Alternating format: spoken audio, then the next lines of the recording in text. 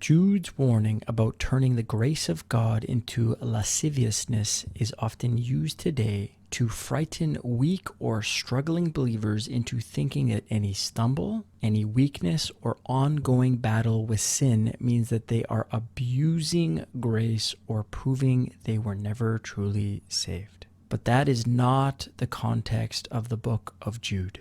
Jude says that he was urging believers to earnestly contend for the faith which was once delivered unto the saints. The entire letter centers around false teachers corrupting the gospel, rejecting truth, and elevating themselves spiritually. Jude, he describes these men as ungodly men who crept in unnoticed, corrupters of grace, dreamers, rejectors of authority, speakers of great swelling words, and sensual and divisive men.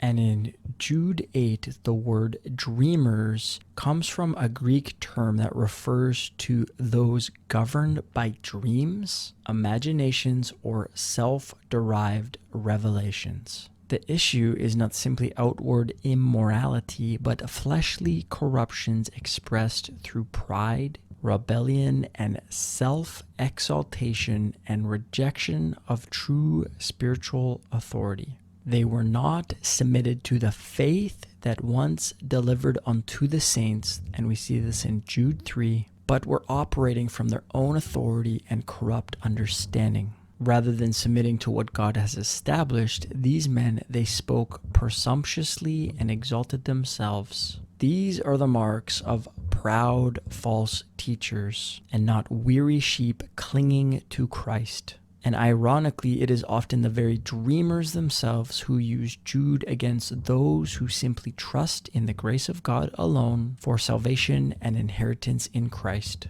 Many modern teachers use this passage to place believers back under fear, condemnation, self-focus, and performance-based acceptance before God. And this is the very kind of fleshly corruption Jude was actually warning about. The gospel is not trust Christ, but maintain your standing through self-effort.